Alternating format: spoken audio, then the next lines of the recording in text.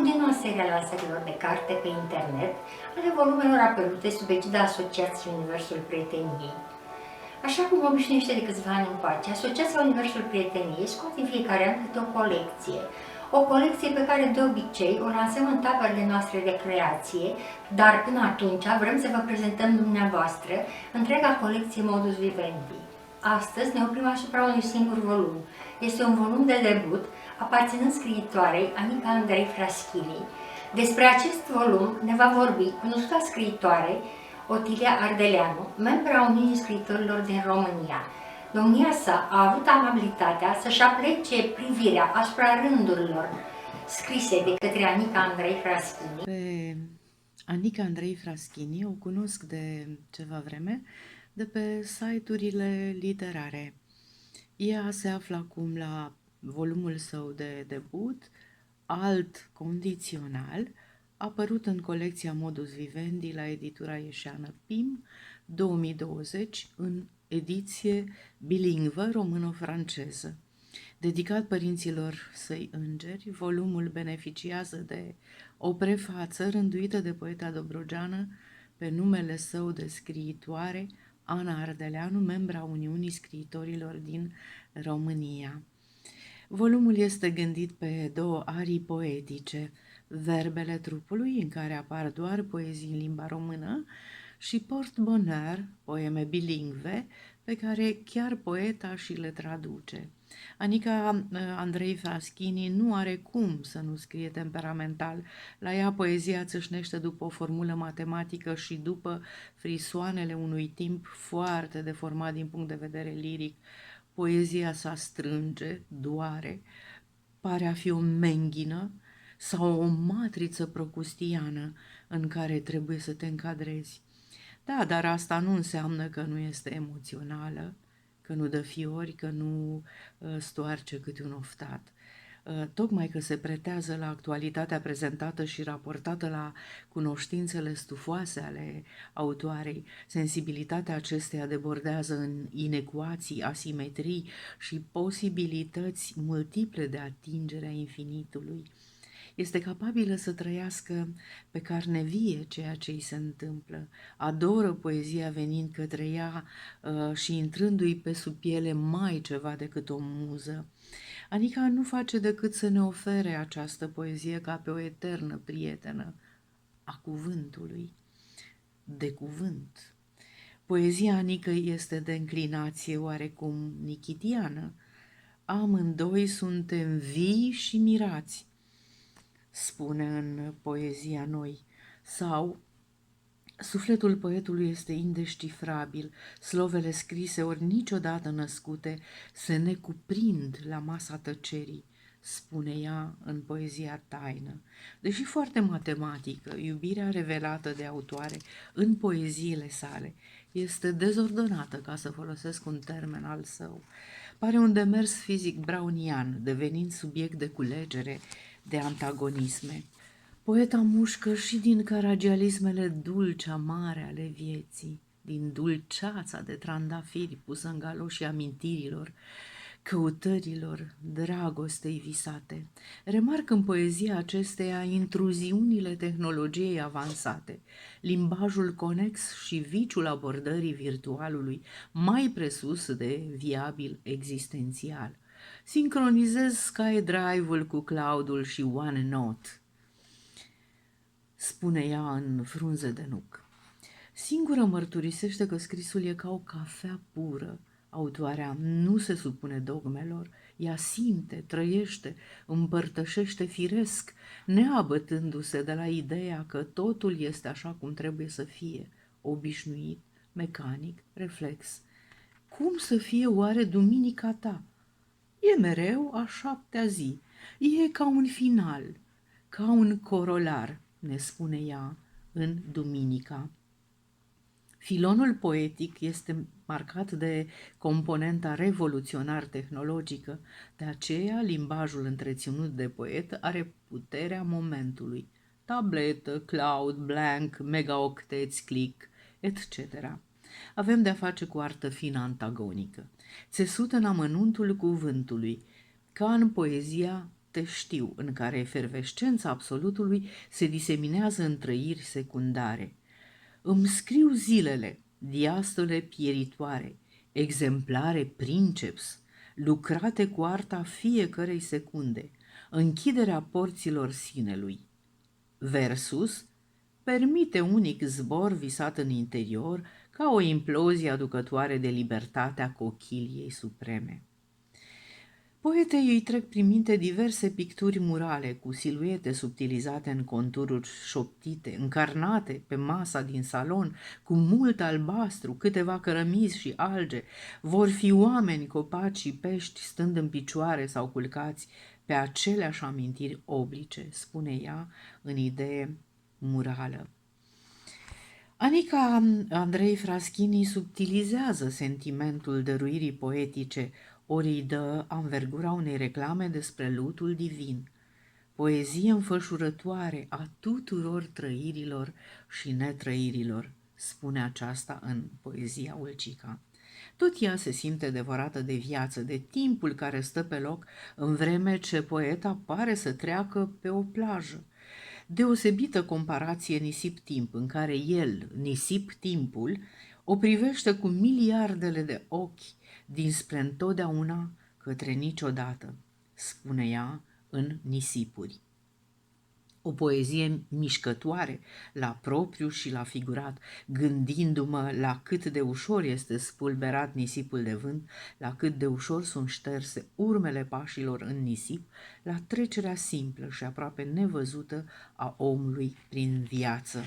Poeta se află sub incidența trăirilor personale, uneori de o sobrietate dureroasă, alteori sub impulsul refulărilor de moment, din când în când cu nuanțări umoristice, atingând mereu coarda sensibilă a instrumentelor literare folosite pentru a evidenția anumite subiecte și pentru a încânta cititorul cu melodicitatea creației sale, care aduce mereu în prim plan termeni acustici și vizuali, termeni tehnici. Iată, de exemplu, absorb emisii radio, inhalez aromele apei mărunțite, mă acopăr cu idei de îmbrăcăminte, încă un exercițiu yoga, ele mă ascund mai bine de conflictele gen instant, doar trec în revistă memoria zilei, ținând încă mult deschise brațele să vină iubirea.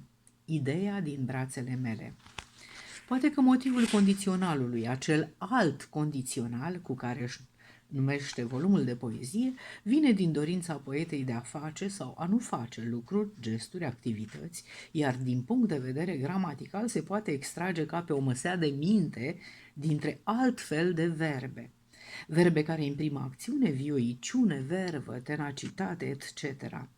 Aș transforma două vise și un tricou, aș tăia înțesătura onirică, fără mustrări de conștiință. Ar putea fi un scop în sine, să mă desfac în drum pierdut, deasupra vântului, spune ea în Chemarea păsărilor. Poemul eponim capitolului 1, Verbele trupului, este o demonstrație matematică a trăirilor într-un segment de timp plasat aproape de inimă.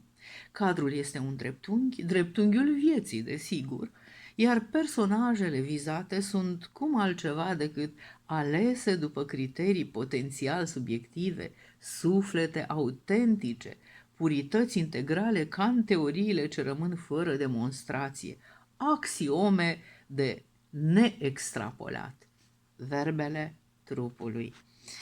Aproape mereu poeta își creează alternative în acel condițional, deci ne poartă optativ prin lumea sa, care pare a fi calculată, controlată, pas cu pas. Dacă m-aș hrăni cu rădăcini de iederă, poate că aș crește, cățărător, compact și plat, pe verticala zidului de apărare a lumilor vertebrate, mărunte sau extinse, uimitor de bine lucrate, verbele trupului. Nici în partea a doua a volumului, în care poeziile în română sunt dublate de cele în franceză, poeta nu se îndepărtează de obsesia matematică existențială. Ea pare să măsoare în permanență gradul de umanitate și reflectarea lui în mediul înconjurător. Versurile sale sunt adevărate izbucniri cu tentă de revoltă sau blurări de senzații, mixaj de sunete capabile să performeze transformări imaginare filmice. Iată, răsună o cavitate visceral, un mixaj retrotehnicizat de ecouri exaltă, dar se năruiește subit prin vremea care îi consacră la întâmplare o secundă, să aibă o coordonată mică, abscisă, iar pe verticala unui infinit, viața palpită strâns, reverberă, mă bucură cu fiecare răsărit în al meu cord, cea mai caldă visceră, spune ea în abscisă. Deși, aparent, poeta se axează pe o lume interioară, chiar dacă nu este interiorizată, totuși, în această parte a doua, iese cumva din sine și ajunge în acel exterior cotidian, cel nelipsit din viață și pe care îl persiflează într-o anumită măsură. Ne foi malandala prin orașul cu 1000 de cai liberi și restul de ozeneuri, facem coadă la comerțul stradal, se vinde la liber lapte de măgăriță, cad pere mălăiețe și populația intonează alt sunet răgușit, cernut, nu se mai respectă rândul, e grămadă ca la rugby, spune ea în epoci. Dacă în prima parte condiționalul tronează în verbe, aici se adaugă și conjunctivul, ceea ce conferă o dinamică fără reproș poeziei Anicăi. Poeta balansează între real și virtual cu mare acuitate, atât stilistic cât și la nivel de vocabular, așa cum reiese din poezia Leagăn. Mă cifrez ca să transmit mesaje subliminale, încadrate de melodii fine, imagini color, pastel, ondulat ca de tantra. Gândul pleacă direct cu sentimentul. Două ok, nu se mai concretizează în vocabule, rețeaua globală îmi preia trăirea. Poezia Anicăi Fraschini este una efervescentă, este trăire 100% și așa cum remarcă în poezia care finalizează volumul, are puterea de a te aduce cu picioarele pe pământ, dar în același timp îți impune cumva să rămâi într-o visare cu încetinitorul, zăbovitoare, care mângâie și aduce zâmbet. Nu de puține ori mi s-a întâmplat ca finalurile poeziilor sale să mă facă să zâmbesc a satisfacție. Poate și pentru că poeții își aștern la poarta universului sufletul arat în răspăr, cum spune poeta în taină. Les poètes couchent au portail de l'univers leur âme labourée de travers. Mister. Felicitări, Anica! Volumul Anicăi Andrei Fraschini cuprinde și poeme în limba franceză. Este o traducere a poemelor în limba română în limba franceză.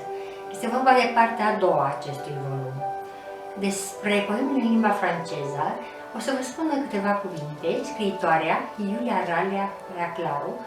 Intervenția mea are și un titlu: Abcise, inorogi sau fractofusus. Ce au în comun aceste cuvinte, care sună atât de interesant și pentru care ne ducem la text pentru informații sau pe internet, căci ne derutează și vrem să aflăm? Desigur, media lor e poezia.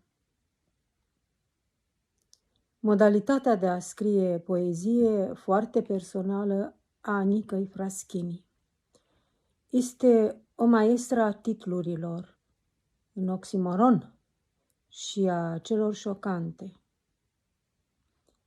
Putem stabili din start că așa ceva acționează ca un magnet, ceea ce îi configurează apoi un scenariu de text care atrage nu numai privirea, ci și modul de a gândi și a simți al cititorului. Am citit volumul, sigur că trebuie și reluare, aprofundarea lecturii, fără îndoială. Anica Fraschini e o poetă bună, cu un mod de abordare a creației poetice singular, deja bine conturat. O voce. A frecventat situri de cultură și literatură în care a fost remarcată. A avut prezentări și recenzii la poeziile publicate, e ceva. Are talent și în domeniul artelor plastice. Un bun câștigat toate acestea și îi conturează un artist in nuce. J'en suis fier et codifié, spune ea undeva, înclinând spre un ermetism alt condițional, totuși temperat de sâmburile de meditație pe care îl poți dezveli doar prin o abordare de gândire profundă asupra textului.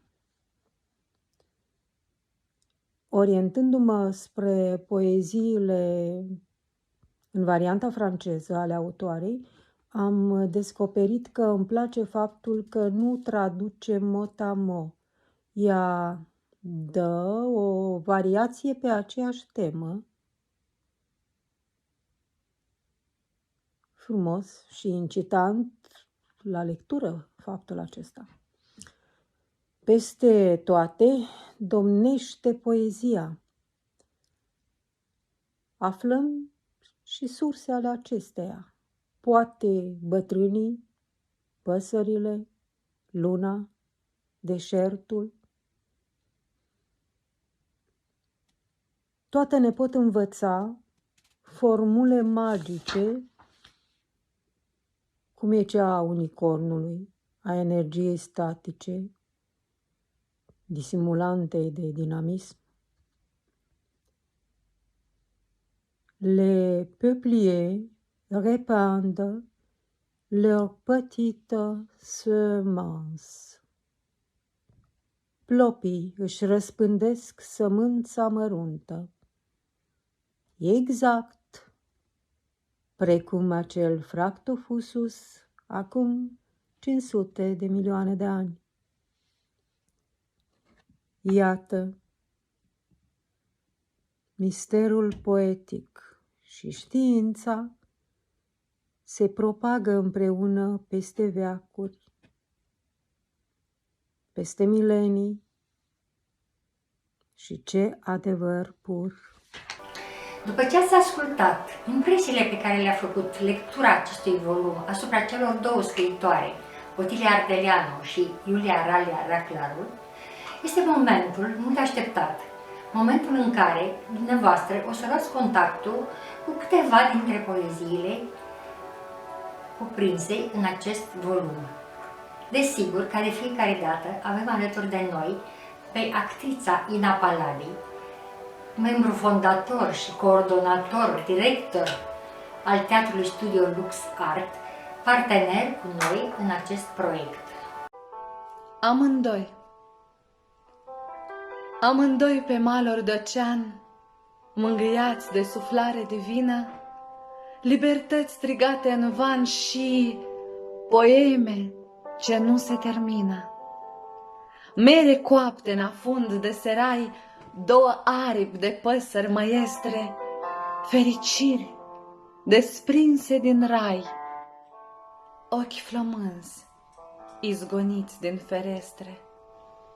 Joc de opinci încinse de glod, două râuri pe sân de fecioare, frunți adânci la extreme de pod, acrobați căzuți în picioare. Grâu sălbatic în lanul de mac, amândoi inele de vrajă, amândoi viori ce nu tac, cuvântări frământate sub coajă. Visul. Să visăm că ne mai naștem odată, că ne dezmorțim mințile direct în pântece, că apărem bebeluși cu minți care știu totul și apoi fac curat pe planeta pe care o umpluseră anterior cu prea mari prăpăstii între gânduri și cuvinte, între cuvinte și fapte.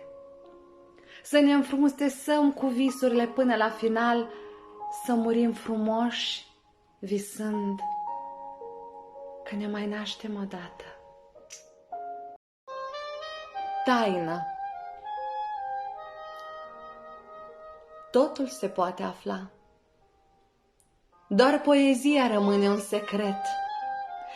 Oricât s-ar căzni criticii, exegeții și alți curioși, sufletul poetului rămâne indescifrabil.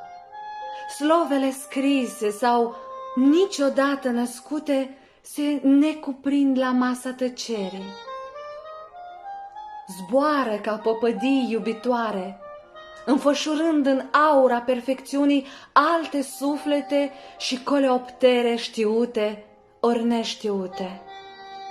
Se caută în somnul și trezea pământului soare, în axul enigmatic rotitor, în al treilea ochi sfredelitor, se amprentează pe fluidul gândului sălbatic ca aspirații grefate în zăceri pluricelulare vii, campioane la sărituri în gol.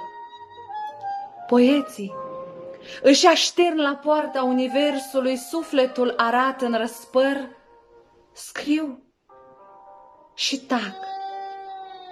Din adâncul simțirii liber singuratice, multiplicând cenușă pentru nemai sperați feonecși, literele și insomniile șoptit strigate se resorb în marea taină de necuprins, de negrafiat, de necioplit, de necântat.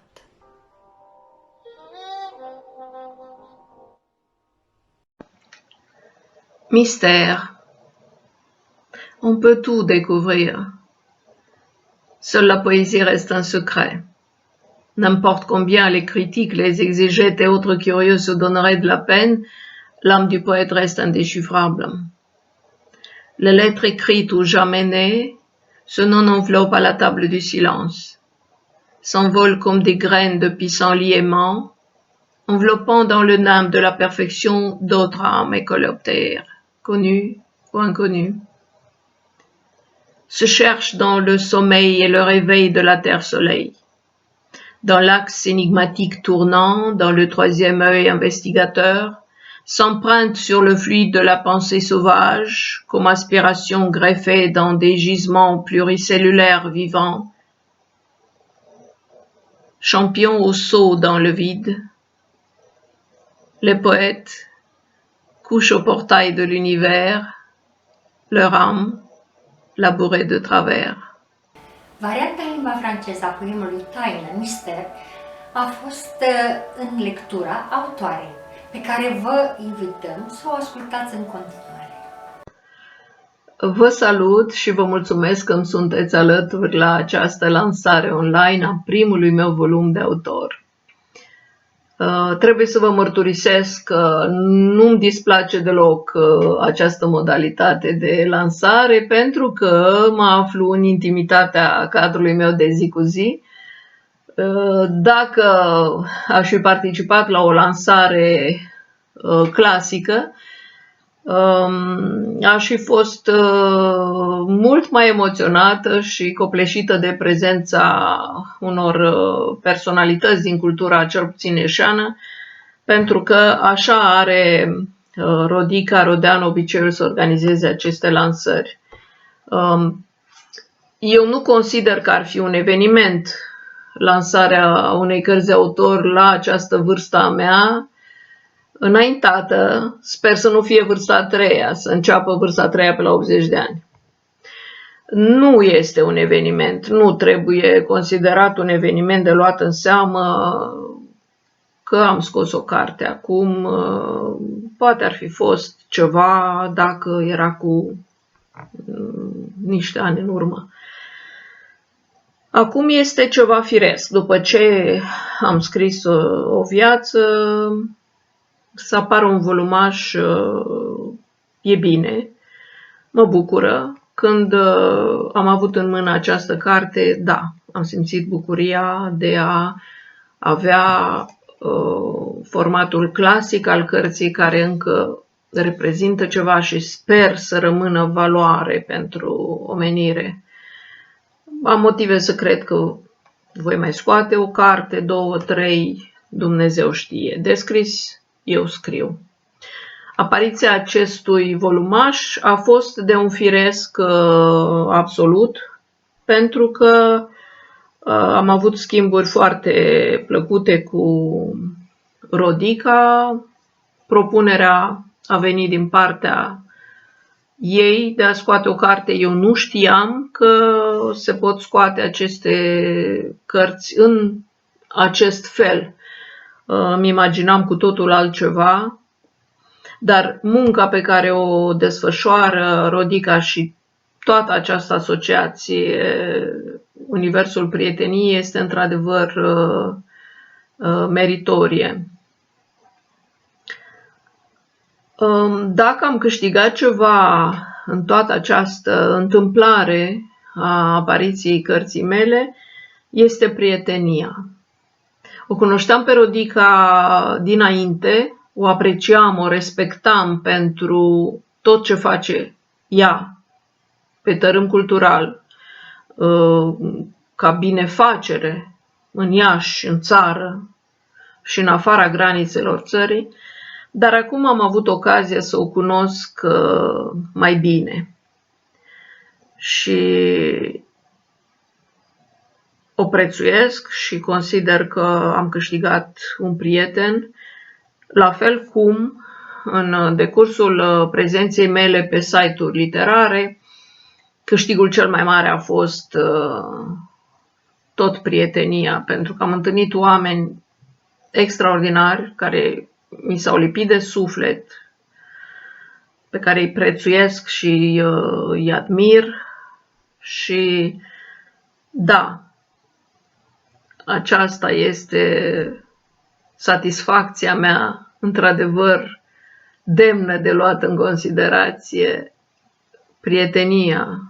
Prietenia a triumfat. Mulțumesc foarte mult tuturor celor care au contribuit la apariția acestui volum. Și iată că încet am ajuns la finalul acestei prezentări. Aș vrea să mulțumesc în primul rând autoarei Anica Andrei Fraschini, că au avut curajul, îndrăzneala, încrederea de a-și pune versurile, creațiile literare în mâna noastră spre a fi publicate în volumul său de debut. Mulțumesc și celor care au prezentat volumul, mulțumesc Ina Palade pentru frumoasa colaborare pe care o avem de mulți ani, vă mulțumesc și dumneavoastră că ați fost prezenți alături de noi și vă așteptăm cu mare drag la următoarele lansări online, pentru că această colecție, Modus Vivendi, conține 7 volume pe care vi le-o prezenta în săptămânile următoare. Până la următoarea lansare de carte online din colecția Modus Vivendi, vă doresc multă sănătate, zile senine și multă fericire alături de cei dragi. Și nu uitați că prietenia aduce fericire și zâmbet.